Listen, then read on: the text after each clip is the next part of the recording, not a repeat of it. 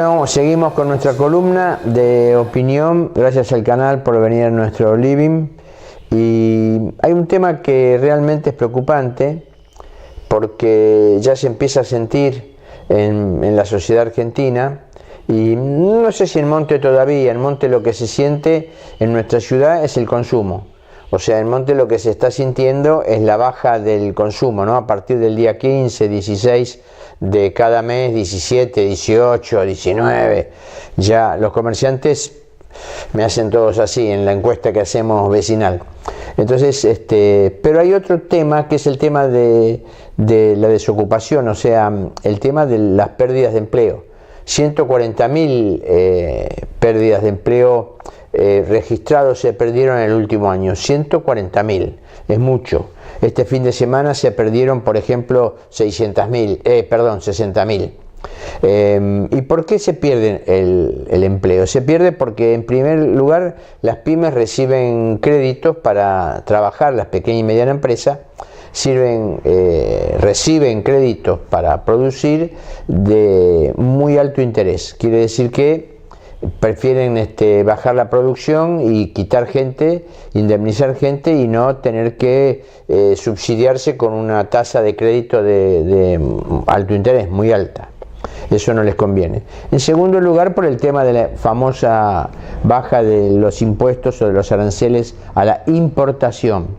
Este fin de semana se perdieron 2.000 puestos de trabajo, por ejemplo, en una ciudad chica que es El Dorado, en Misiones. ¿Por qué? Porque ahí recibían la goma, los cordones, por decirlo de alguna forma, y la tela, y para Adidas y para Nike, por ejemplo, cosa que la verdad yo no lo sabía, se ensamblaban las distintas partes y se traían las zapatillas del Dorado. Y esto le daba, El Dorado Misiones, ¿no? Argentina. Y esto le daba capacidad de trabajo a esa pequeña empresa, que no era tan pequeña porque tenía casi 2.000 empleados en forma directa, más todo lo que genera la forma indirecta, o sea, el transporte, el flete que venía de allá hacia el Gran Buenos Aires y demás. Era con licencia de las marcas internacionales, ¿no es cierto? Entonces esto se cerró. ¿Y por qué se cerró? Porque los dueños de esa ensambladora, por decirlo de alguna forma, de esa pyme que ensamblaba para hacer la zapatilla, se dieron cuenta que les salía mucho más barato traer la zapatilla armada de Singapur o de Malasia o de China que ensamblarla acá. Entonces siguen con la empresa, pero muy reducida. ¿Por qué? Porque se transformaron de fabricantes o de ensambladores, como usted los quiera llamar, en distribuidores. Quiere decir que esas mismas zapatillas vienen directamente del extranjero y ellos se encargan de distribuirlas por todas las provincias, fundamentalmente a Córdoba, Santa Fe, la ciudad autónoma de Buenos Aires y la provincia de Buenos Aires. Entonces, esa pérdida de empleo permanente, que es una cifra bastante grande, como acabo de decir al inicio de la columna, crea, aparte de que se pierde el empleo, crean dos problemas accesorios. En primer lugar, que muchas veces esos empleados que eran bastante jerarquizados en esas empresas, de ellos depende la familia. Y el otro problema, que esos empleados pasan a ser monotributistas, cuentapropistas. Con lo que reciben, ya nos pasó en la época de Menem, ponen un kiosquito o venden repuestos de bicicleta, o en el garaje de la casa abren una feria de ropa usada o no, o van a la Salada y traen con un remis, como sabemos que pasa en todos lados, ropa de segunda o trucha que compran en la Salada y la venden en el garaje de la casa. Y esto, que al principio puede funcionar, la verdad que es una pérdida de empleo y es una pérdida también del valor adquisitivo de la sociedad. Sin embargo, bueno, ya sabemos que los alquileres, que no están nunca en las ecuaciones que el INDEC publica sobre la inflación, también influye. Y en Monte vemos, también en nuestra ciudad, como en otras ciudades que podemos visitar, sobre todo en la provincia de Buenos Aires se nota mucho, en el Gran Buenos Aires se nota mucho, alquilo. O sea, una persona empieza con un emprendimiento, con mucha fuerza, pone ahí su capital, quizá de un despido, quizá de un ahorro, quizá de la venta de una propiedad, quizás son dos socios, quizás familiar, y ponen un negocio y bueno, como no hay una ley de alquileres hoy que proteja al inquilino, la verdad que a los 3 o 4 meses tenemos ejemplos en nuestra ciudad, cambia de rubro ese local, los inquilinos, los pequeños comerciantes se van a otro lado, o van a la casa, o venden por la web, o no van a ningún lado. Entonces la verdad que es preocupante. Pasó ya con los celulares, ¿no es cierto?, en Tierra del Fuego. Pasó en Acindar, pasó que vamos a tener un precio de importación de acero mucho más barato que la producción de acero de la Argentina. O sea, esto es increíble, porque hasta hace poco nosotros terminamos con una balanza casi parecida, pero aumentaba la exportación sobre la importación. Y también, al no haber obra pública, ya lo hablamos cuando tocamos acá el tema vialidad, ustedes saben que las grandes obras de vialidad, no digo los pequeños recapaditos, pero las grandes obras de vialidad necesitan de hierro, necesitan materiales pesados para el hormigón y todo eso, bueno, que los ingenieros y los arquitectos saben mejor que uno. Eso no se está produciendo porque no hay demanda. Mire, le voy a dar un ejemplo concreto que pasa en nuestra ciudad, en nuestro distrito. Ustedes saben que en Abbott hay una planta de transferencia de una especie de material plástico, no sé cómo se llama, que viene ese material con el cual se produce la mayoría del plástico que nosotros consumimos. Ese material se transfiere de los containers que están en la planta de Abbott a otros containers o directamente a los camiones distribuidores, que hay muchos camiones distribuidores, inclusive de familias de Abbott, y se los llevan a distintas partes del país, inclusive se los llevan al puerto de Rosario, de Buenos Aires, porque se exportaba. Y también se los llevan a las plantas que fabrican plástico acá. El otro día estuvimos con gente de la planta y con gente que le hace transporte a Abbott, y disminuyó la distribución de esos materiales que se transfieren, en realidad no se fabrican, pero se transfieren para su distribución en Abbott, en Monte, en Abbott, en un 30 a un 40%, porque los camioneros y los dueños de pequeñas empresas de camiones que tienen 2, 3, 4, 5 camiones o cada uno tiene su propio camión, me decían que tienen menos trabajo, que tienen menos fletes, y me preguntan, che, escúchame, ¿por qué hay menos fletes? Y nosotros, bueno, hay menos fletes porque se consume menos, y se consume menos, pero si todo el plástico lleva esto, sí, pero se consume menos y todo viene en plástico. La carne viene en plástico envasada, el jabón en polvo viene en plástico, lo que nosotros consumimos, la gaseosa, viene en plástico, la bolsita con la que llevamos viene en plástico, y la mayoría de esos plásticos están hechos con esos insumos que se transfieren en la planta de Abbott.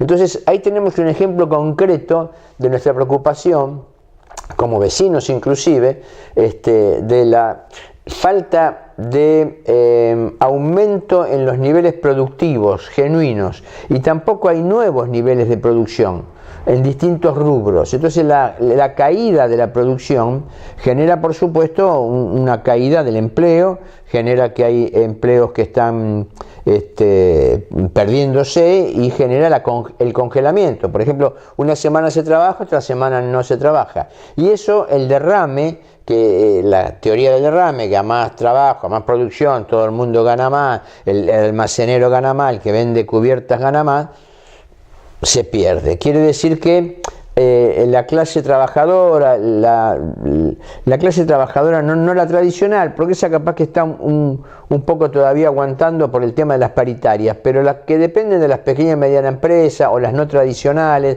la clase media, que llegó a la clase media con un gran sacrificio, compró el terreno, después compró el autito, después hizo la casa, esa gente son las que están más perjudicadas. Y después, bueno, hay una clase media más potente, en Argentina siempre la hubo, con una gran aspiración, con 2 o 3 empleos en la casa, que son los 14.000 millones de dólares que se fueron en el turismo. Porque cualquiera que está mirando, vecino, me puede decir, bueno, ¿cómo estamos dando un panorama negro si hay tantos miles de millones de dólares que se fueron en el turismo desde hace un año hasta ahora? Bueno, pero se fueron justamente porque es una clase media poderosa que siempre tuvo la Argentina, pero además una clase media, medio alta, que se está endeudando.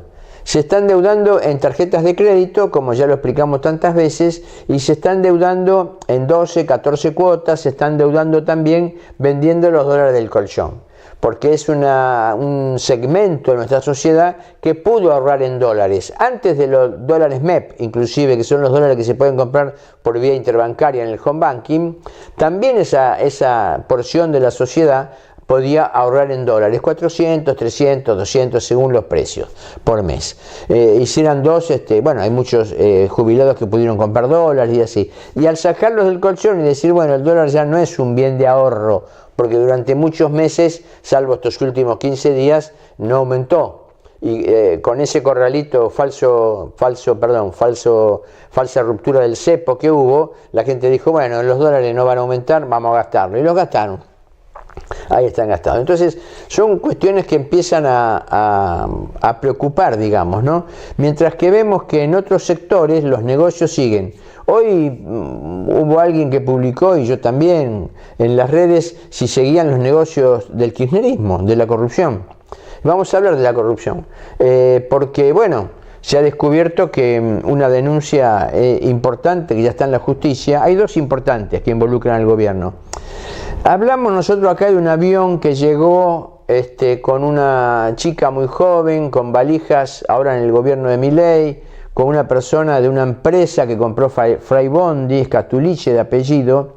Este señor Scatuliche venía ya del gobierno anterior con un contrato súper poderoso de un grupo tecnológico que es de él, que le daba wifi a todas las escuelas del país. O sea, todas las escuelas del país están conectadas al wifi y a otras redes que pueden suplirlo en un plan que se llama, un programa que se llama Educar. Ese programa Educar lo tenía una empresa, que es la misma que lo sigue teniendo ahora.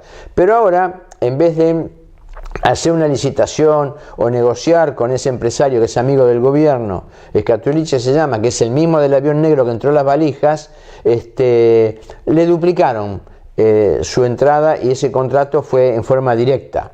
Y la excusa fue que no se podía llamar a una licitación pública para que otra empresa se haga cargo del sistema Educar interconectado de todo el país, porque habría que cambiar el sistema. Esto me pasó a mí administrando alguna vez alguna cosa del Estado.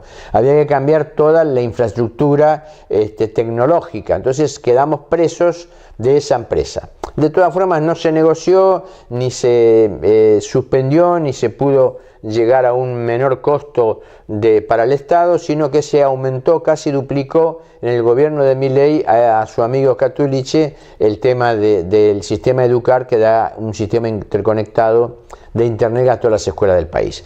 O sea, eso está ya denunciado, porque me parece que es una forma de corrupción, hacerse cargo de un negocio que lesiona al Estado. Y la otra cuestión, bueno, es la de la criptomoneda, la de Libra. Usted sabe que el que está acusado, David, que está acusado de hacer la estafa, transfirió una cantidad millonaria en dólares en el mismo momento que estaba dentro de la Casa Rosada. O sea, la semana pasada se descubrió que en el momento que él estaba en la Casa Rosada, reunido con Milei y con Karina Milei, antes que el presidente saque el aviso que era bueno invertir en Libra, con su sello que el presidente de la Nación no lo hizo ni privadamente, lo hizo desde la presidencia, hubo una transferencia de millones de dólares en ese mismo momento, en esos 4 o 5 minutos, a cuentas privadas, fantasmas en otros lugares del mundo. Esto ya se está investigando en los Estados Unidos y se abrió también una investigación acá. Quiere decir que el sistema corrupto que nosotros tenemos, los argentinos, que no es solamente del gobierno, es también de los particulares, también de los ciudadanos comunes, ya estamos acostumbrados a ser vivos y a corrompernos. Ahora vamos a tener un ejemplo muy patente que hubo en estos días, sigue en vigencia. La casta, queridos vecinos, está mejor que nunca. La casta está más contenta que nunca. Y si no, vamos a decirlo con todas las letras, miren lo que pasó con el cierre de listas. El cierre de listas para estas elecciones del 7 de septiembre, que son elecciones provinciales nada más, ya lo aclaramos, se eligen legisladores provinciales, que vamos a hablar, porque hay algunos de monte, se eligen concejales, que también vamos a hablar, y vamos a invitar a algunos que quieran venir, por supuesto, a contarnos sus propuestas, y se eligen consejeros escolares. Para esas elecciones nadie se puso de acuerdo. Para armar las listas, hace 15 días, ese fin de semana, la verdad que fue grotesco. Porque como el peronismo no se ponía de acuerdo, porque la Cámpora y Kicillof no se ponían de acuerdo en las listas, pasaron dos cosas. El gobernador Kicillof presentó listas paralelas, inclusive en nuestro pueblo, el peronismo, y se cortó la luz. ¿Y dónde se cortó la luz? Se cortó la luz en la legislatura, que era donde estaba funcionando el sistema federal electoral, digamos. Estaba sentada ahí la justicia electoral federal, que la tiene el juez Ramos Padilla, que ya sabemos los antecedentes que tiene el juez Ramos Padilla, hijo, igual que el padre. Entonces se cortó la luz ahí, porque no se ponían de acuerdo las cúpulas peronistas, se cortó la luz en la Casa de Gobierno también, y para disimular se cortó la luz en la Manzanita. Por supuesto, ya lo contamos acá, Edelab dijo que no tenía nada que ver. Bueno, pero pasó otra cosa peor todavía. Y es una cuestión que los legisladores tienen que rever, y acá le vamos a echar la culpa a la Corporación de Legisladores, si usted quiere, a la cual pertenezco, aunque sea como ex. Hay que hacer una ley de una vez por todas que se prohíba la candidatura testimonial. La mayoría de los candidatos de Unión por la Patria, Frente de Todos, no sé cómo se llama ahora, porque llevó dos nombres por las dudas que no se pongan de acuerdo, del peronismo, son testimoniales. O sea que la vicegobernadora de la provincia de Buenos Aires, la vicegobernadora Magario, que preside el Senado provincial, es candidata, pero ya dijo que no va a asumir, que va a volver al Senado. Y así con Espinosa y así varios intendentes o figuras con nombre y apellido conocidas en la provincia de Buenos Aires del peronismo, se pusieron en las listas. Ya pasó esto en la época de Scioli, en la época de Néstor Kirchner, y son testimoniales. ¿Qué quiere decir testimoniales? Que no van a asumir. Y la gente y los electores somos tan tontos que sabemos que son testimoniales, o sea que están ahí pero no van a asumir y los votamos. Y sí, somos tontos, perdón, es tonto el que lo vota. Y ahora se lo estamos advirtiendo. Porque ya están diciendo, no pasa con la Libertad Avanza, por ejemplo, aunque me cuesta creerlo, vamos a ver después. Están las grabaciones donde dice, no, la Libertad Avanza no llevamos ningún candidato testimonial, nos vamos a hacer cargo si somos electos de nuestros lugares. Sin embargo, esto no pasa en el peronismo. Y después voy a hablar de lo que pasa en el radicalismo y en el PRO. Entonces, hay una ruptura del contrato electoral. Toman por bobo al elector. ¿En qué sentido lo toman por bobo? Que le dicen, votame que yo soy candidato, pero después el tipo no asume como legislador.